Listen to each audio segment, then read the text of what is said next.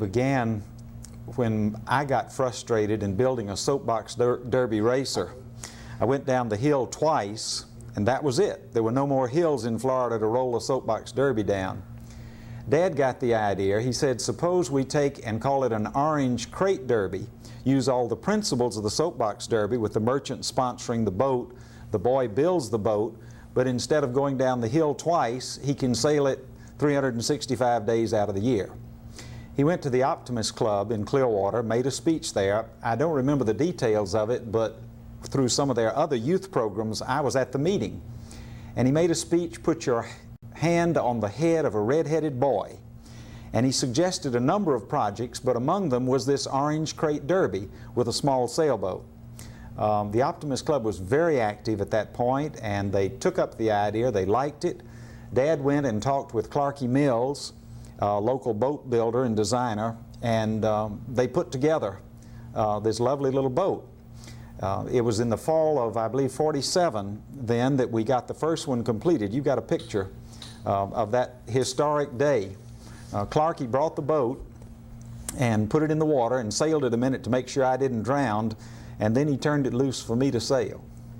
What does this day bring back to you? What kind of memories? Well, it was a little cool. The breeze was just right, and I remember the impression of this boat. I looked at it, and it looked sort of square and a bit bulky. And I wondered how it was going to sail, and I was impressed with how lovely it just stepped out. It was light and easy to handle, and just a delight to sail. So you fell in love with the boat right away? Oh, yes.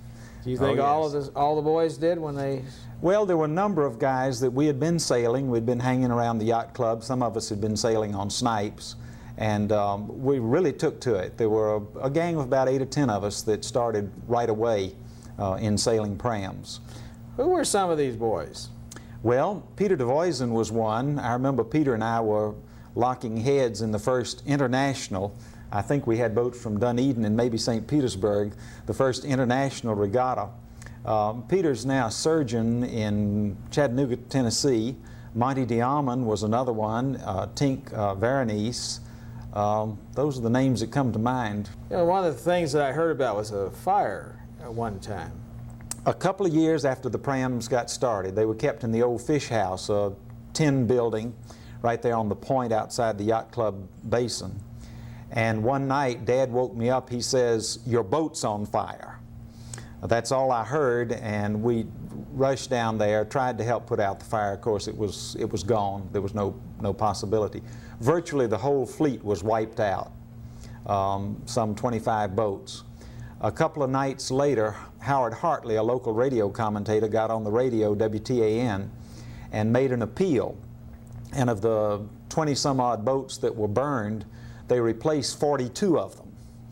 So actually the fire turned out in your benefit. Well, in addition to the boats, they also collected funds and materials to rebuild the shed, and it's now the existing concrete block building there was built by some of those funds that was raised. It turned out to the benefit in terms of number of boats. It also was untold publicity at the community support. It was really exciting.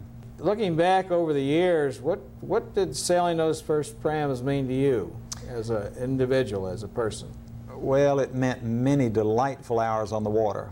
It was a boat I could launch myself. I could take it out of the shed, put it in the water, go out sailing, and any number of afternoons after school I was out on the bay sailing, and we were always racing one another. You know, whenever 2 sailboats together, they're racing.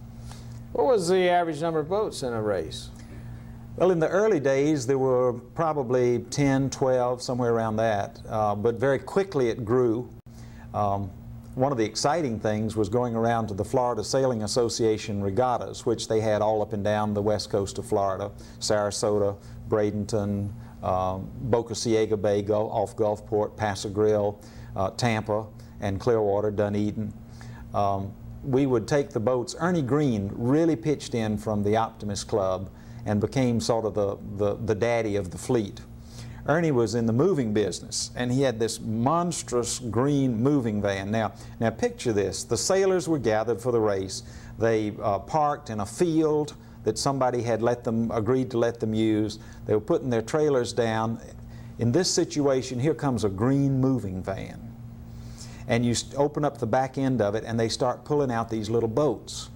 The sailors didn't know quite what to make of these little ones. My uncle was at one of the races at Paso Grill, and I had trouble with the line that held my sail to the mast, and I sailed along his boat, alongside his boat, in order to fix it and adjust it. And he was putting me down. He says, "Here, you want to borrow my shoestring to tie that back up with?" That was sort of what they thought of it. And then when the moving van pulled up and disgorged 20 or 30 boats, things really got exciting. But they took to it and recognized the value of it as a training boat for other sailing. So this idea spread very quickly in terms of other communities picking up on pram fleets and starting to build their own boats. And did it go down the west coast of Florida? It went all up down the west coast, went over to Miami and up the east coast as well. I've forgotten the exact time frame. It was something like 5 or 6 years, and there were over 1,000 boats in Florida alone. Well, what about inside the United States?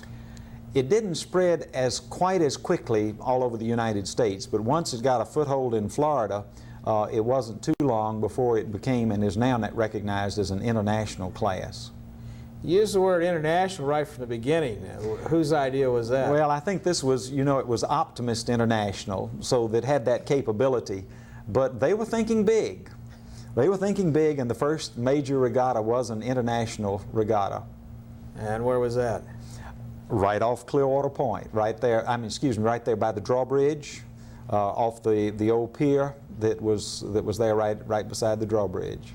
How many boats do you think were in that There were regatta? about 30 boats in that one. I remember particularly that race. It was a 6-race series, which was a little unusual. We finished 5 races, and Peter and I were tied. So whoever beat the other one in the last race was going to win it. And I had a little trouble with my sail. It sounds like I always had trouble with my sail coming untied. That wasn't entirely true, but in that one I did. Again, I got it tied together. I didn't have quite as much time as I wanted to plan the start, but got off to a good start, and we would just nip and tuck all the way around the course.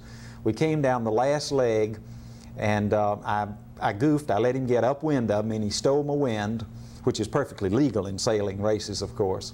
And he got that last little puff that I think he beat me by about half a boat length.